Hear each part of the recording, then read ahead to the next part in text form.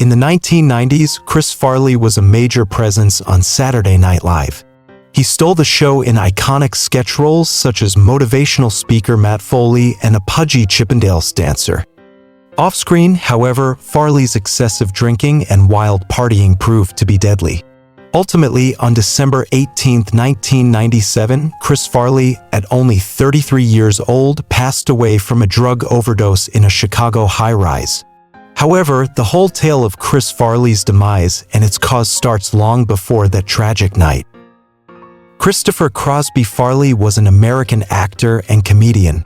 Known for his loud and energetic comedic style, Farley performed in Chicago's Second City Theater before joining the cast of NBC's sketch comedy program Saturday Night Live for 5 seasons between 1990 and 1995. Later, he pursued a career in movies, making appearances in films including Almost Heroes, Tommy Boy, Black Sheep, Beverly Hills Ninja, and Airheads. As popular, hilarious, and consistently wacky as Farley's public persona was, in many ways he was the archetypal sad clown. He had a lot of hurt, and he dealt with it in ways that often caused endless turmoil behind the scenes and more than once in public. What is it that made his personal life so troublesome and his end so untimely and devastating? Let's take a look at the tragic real-life story of Chris Farley. Christopher Crosby Farley was born in Madison, Wisconsin on February 15, 1964 and had a natural talent for making people laugh. When Farley was a fat child, he discovered that the best defense against bullies' mockery was to outwit them. Following his graduation from Marquette University, Farley went to Chicago to work with the Second City Improv Theater. Before long, SNL head honcho Lorne Michaels noticed Farley's shenanigans on stage. Michaels didn't waste any time in bringing the upcoming celebrity to Studio 8H with up-and-coming SNL talent like Chris Rock, Adam Sandler, and David Spade. Soon after Farley arrived on the show in 1990, he felt the pressure of newfound fame. He began to rely on drugs and alcohol and quickly gained a reputation for outrageous behavior. Despite his clear lack of control, people close to him would later describe him as a very sweet guy before midnight. As Patrick Heavenday of the Los Angeles Times tells us, in 2015 comedians Adam Sandler, Lena Dunham, Maria Bamford, and guest host Judd Apatow gathered in an episode of The Late Late Show. They ended up talking about their various obsessive-compulsive disorder tics, which everyone but Sandler admitted to. However, Sandler revealed that his friend, Chris Farley, had an apparently quite serious and definitely rather strange OCD quirk. The hefty comedian felt compelled to lick things. Chris Farley, everywhere we went, was licking everything, Sandler said. He also told an example of Farley's strange compulsion. Once, the comedians were on their way to have dinner and walking down the street when Farley suddenly paused and told Sandler, "Antsy, you just gotta give me a minute." After Sandler agreed, Farley ran 100 feet back on the street, stopped to lick a mailbox, and ran right back. Numerous acquaintances of Farley from his time at the Chicago Comedy Theater who are quoted in Mike Thomas's book The Second City Unscripted similarly characterize him as exhibiting overt OCD symptoms. Back then, he was believed to have done strange things like kiss parking meters, touch the walls and staircases, lick the back of the stage, and engage in intricate belt-licking rituals. When Farley was once questioned by fellow cast member John Rubano about his actions, the large man simply turned around and left without saying anything. Chris Farley's life was often tumultuous because of his fondness for drink and drugs. As Rolling Stone tells us, by the time of his untimely death on December 18, 1997, he had been doing a lot of things for a long time. Despite having numerous vices, Farley was also very conscious of his flaws and made a concerted effort to break his harmful behaviors. He visited Alcoholics Anonymous and Overeaters Anonymous. He spent time in weight loss and rehab facilities. Entertainment Weekly's Chris Nashawati claims that in just his last 2 years, Farley went to rehab at least 17 times and tried a variety of diets, programs, and regimens. He was so frequented at one detox center, Hazelden, that one of his friends said they should have named a wing after him. Sadly, none of Farley's several attempts to polish his act were successful, and the comedian eventually fell back into his old habits. Everyone who's familiar with Chris Farley's peculiar brand of comedy knows that he was extremely physical and agile for such a large man. This was not a mere fluke, as he really did have great athletic prowess. A 1998 Rolling Stone article by Eric Hedegaard tells us that Farley was an excellent athlete during his school years, his excess weight belying a significant talent for sports.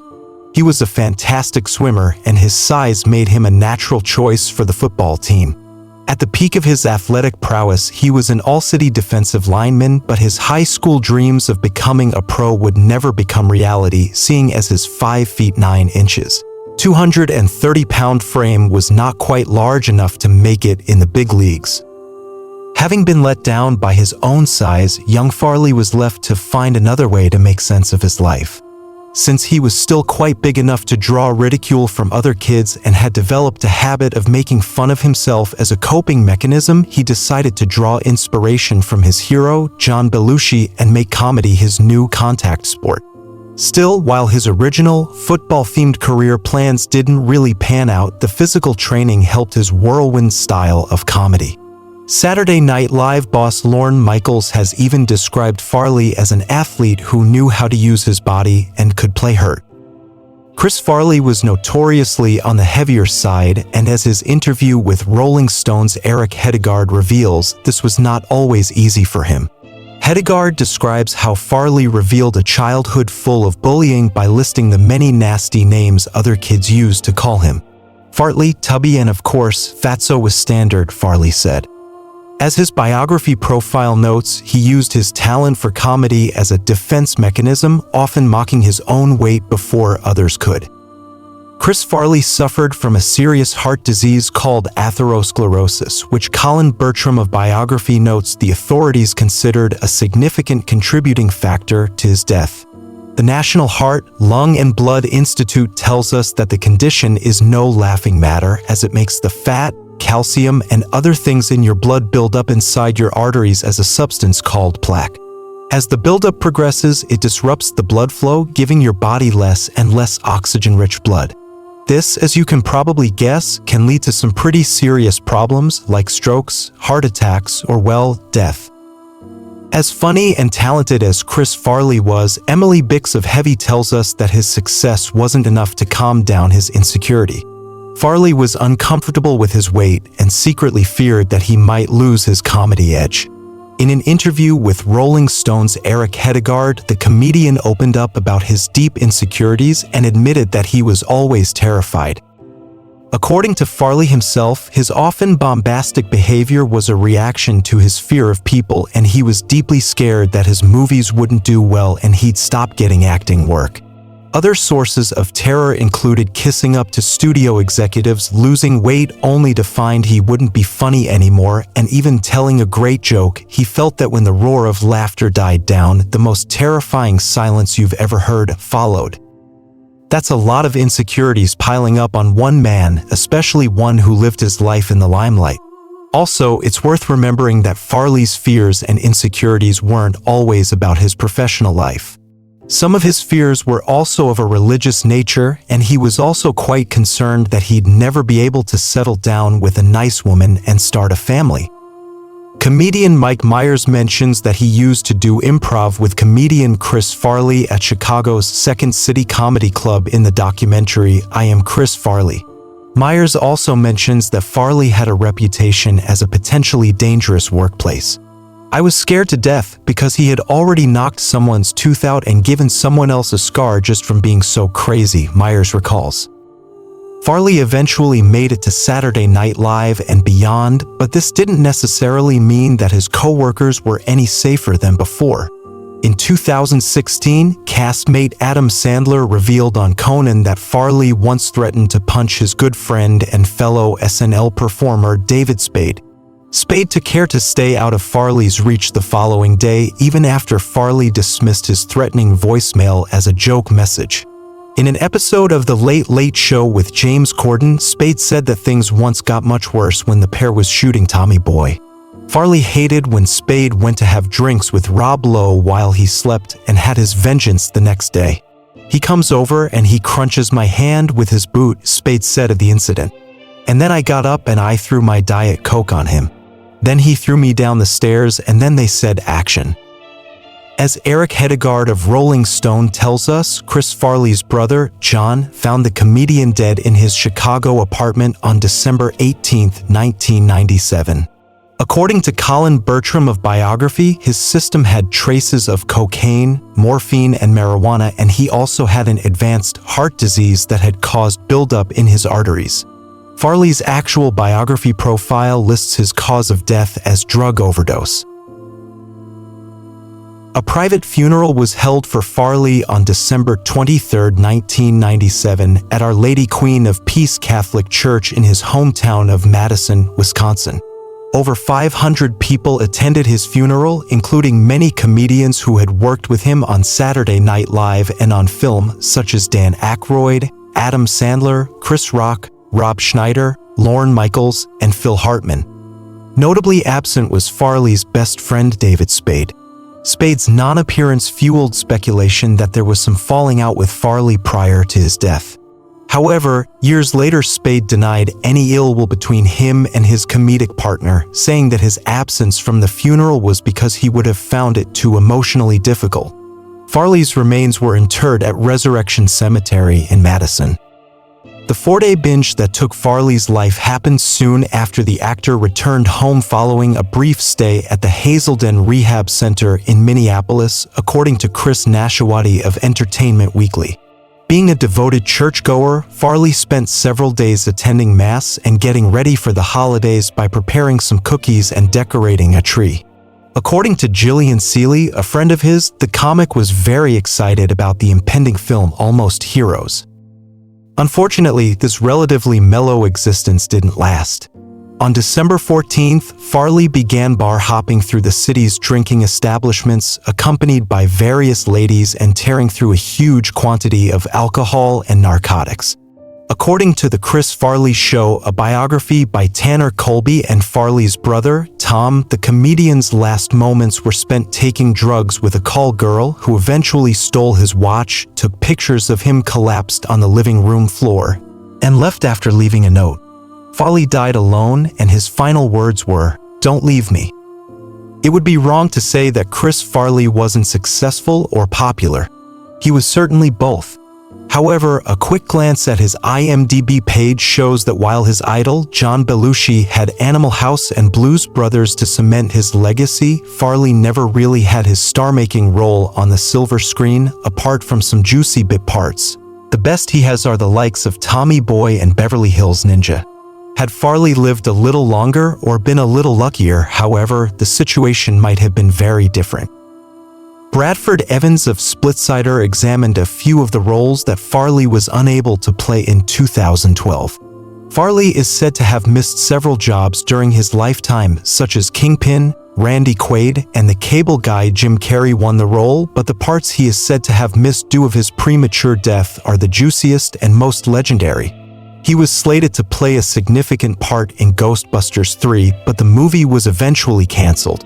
He had already seen David Mamet regarding a non-comedic role in a biopic about Fatty Arbuckle, and it was believed that he was thinking of playing the lead in the movie adaptation of A Confederacy of Dunces. CNN tells us Farley was the guy they originally cast in the titular role in Shrek, and he even recorded nearly all of the ogre's lines before passing away. Chris Farley's various addictions were not a surprise to those close to him or, especially towards the end, the public. Eric Hedegaard of Rolling Stone writes that one columnist called his demise the least surprising premature death of a celebrity in show business history. Not that anyone didn't try to assist him along the way. His large consumption of alcohol was painfully known to his old friends and family, and many, including his manager at Saturday Night Live, Dan Aykroyd, David Spade, Tom Arnold, and other actors attempted to urge Farley to stop. But sound counsel didn't work on Farley any better than drug rehab centers, and eventually he reverted to his previous behavior. His friend Gillian Seeley, who has experienced similar sad circumstances, says that this was especially awful during his dying days. I know he wanted to get sober, but it was like he had cancer and the chemo treatment didn't work anymore. One thing that people found actually worked on Farley was, well, work. Farley himself was aware that whenever he was making movies, he had no choice but to stay clean because the studios wanted to protect their investment and made sure he was on his best behavior. As such, when he was making Almost Heroes, daily AA meetings were reportedly a requirement. When he was recording his lines for Shrek, things were even stricter and he was watched around the clock. Farley's career, private life, and early death have often been compared to that of his comedy idol John Belushi, who died at the same age and from a similar drug overdose. On August 26, 2005, Farley was posthumously awarded the 2,289th star on the Hollywood Walk of Fame, located in front of I.O. West. An authorized biography of Farley, The Chris Farley Show, was written by his brother Tom Jr. and Tanner Colby. The song Purple Stain from the Red Hot Chili Peppers' 1999 album, Californication, contains the lyric, "Farley is an angel and I can prove this," as a tribute to Farley. A television documentary on Farley's life, I Am Chris Farley, was shown on August 10, 2015. Farley was also the subject of the TV program Autopsy: The Last Hours of Chris Farley, which premiered on November 19, 2016, on the Reels channel. In 2018, Adam Sandler wrote and performed an emotional tribute song dedicated to Farley in his Netflix stand-up special Adam Sandler, 100% Fresh. Netflix released the performance on YouTube later that year to commemorate the 21st anniversary of Farley's death. Sandler later played the song live on an episode of Saturday Night Live that he hosted on May 4, 2019. More than 20 years after Chris Farley's tragic demise, his friend David Spade opened up about the loss. In 2017, Spade wrote on Instagram, "Heard just now it was Farley's birthday today. Still has an effect on me and lots of people around the world. It's funny that I run into people now that don't know who he is. That's the reality of life moving on, but still shocks me a bit." The death of Chris Farley shows that fame can have a harmful effect on anyone it touches. For him, the need to please proved to be too much. Thanks for watching today's video, and please don't forget to like and subscribe for more celebrity videos.